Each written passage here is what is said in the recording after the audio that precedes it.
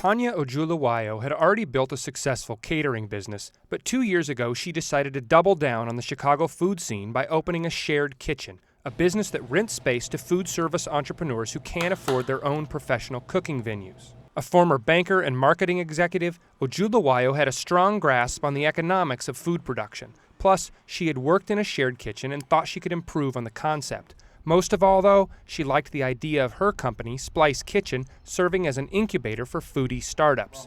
Shared kitchens let chefs and caterers start their businesses without shelling out thousands of dollars for a professional kitchen they probably don't need full-time. I think it's important to kind of help out small businesses, and I know that the model when it comes to contract kitchens works.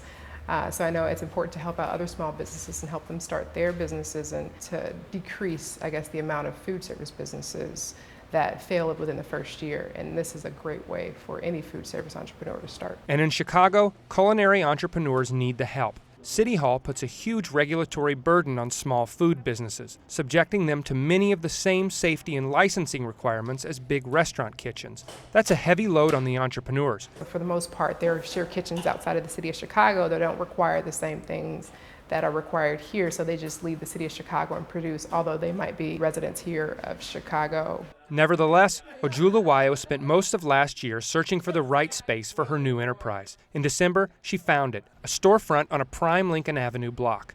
Ojuluwayo had already fielded inquiries from dozens of food entrepreneurs.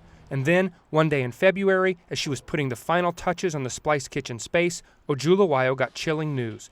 City inspectors had raided one of her competitors, Kitchen Chicago, destroying thousands of dollars worth of frozen fruit because a contract pastry chef didn't have the proper business license.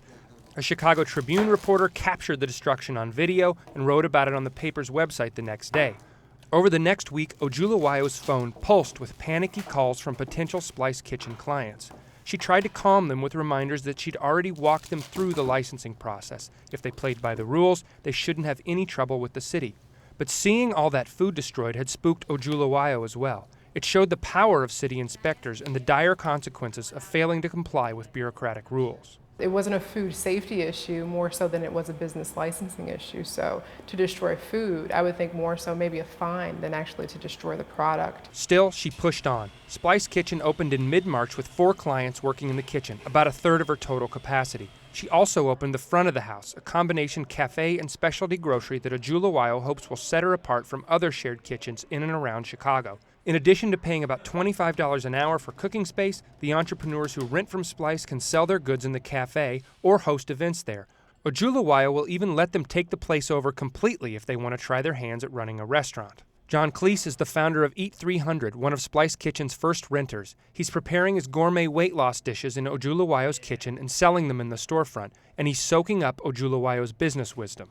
I also found it interesting that Tonya actually was not a cook, so she really liked the business side. And that was a real eye-opener for me. And while Splice Kitchen revs up, Ojuluwayo and her colleagues in the shared kitchen business, including Kitchen Chicago proprietor Alexis Leverins, are pushing the city for more rational shared kitchen regulation. If they can get City Hall off their backs, Ojuluwayo thinks there's plenty of reasons to bet on the food business. This is an industry that will survive because people have to eat. And even when it comes to catering and weddings and things of that nature, they still get married and they still have to have food.